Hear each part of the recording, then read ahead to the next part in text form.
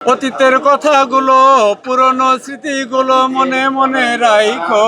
তুমি তো ভালা না ইন্ডিয়াতে থাইকো, তুমি তো ভালা না মোদির কাছে থাইকো, তুমি তো ভালা না খনি হয়ে থাইকো, তুমি তো ভালা না এ বাংলাতে নো আইসো।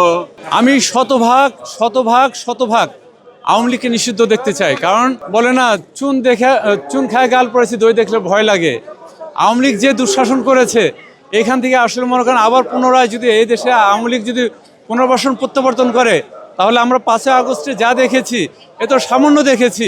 মনে হয় এরপর যদি তারা যদি বাংলাদেশে আবার ওদের ভবিষ্যতে কখনো কোনো দিন তারা রাজনৈতিক অঙ্গনে যদি বড়সড় পরিসরে যদি তারা আসতে পারে এবং সরকার গঠন করতে পারে, তাহলে হয়তো বা মনে করেন যতটুকু দেখেছি তার মনে হয় কয়েক গুণ আমরা বেশি দেখতে পারবো।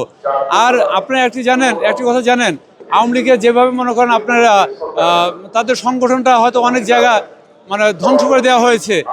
মনে করেন আগামীতে যদি আবার আওয়ামী লীগ আসে, তাহলে সেই সংগঠনগুলো মনে করেন বর্তমান যারা আছে বা যারা জুলাই আগস্টে যারা যোদ্ধা বা বর্তমান ক্ষমতাশীল যারাও এর সাথে জড়িত ছিল, যে আওয়ামী লীগ যেন এদেশ থেকে মানে আওয়ামী লীগ যেন হটাতে পারে, যারা এর সাথে একতা ছিল, দেখলো তাদের আসলে সহজে কিন্তু আওয়ামী লীগ নিস্তার দেবে না, তাদের কিন্তু বাঁচিয়ে রাখবে না। আর মনোবল হতে হয় স্পাত-দৃঢ়। জেরুজালেম 25 বছরের পথ চলায় নিরাপদে রাখার প্রত্যয়ে। এটা খুবই মর্মাহত বেদনাদায়ক একটা বিষয়।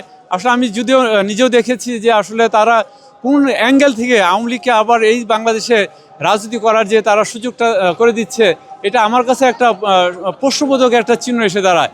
তাই আসলে আমার কিন্তু অপোজিশনে একটা শব্দ লেখা আছে, হয়তো সেই শব্দটা আপনি দেখেন, warning mister new government, political power of policy no limit cross. আমি রাজবাড়ী থেকে এসেছি, আমার নাম মোহাম্মদ ফতিউর রহমান, আমি পেশায় একজন ব্যবসায়ী।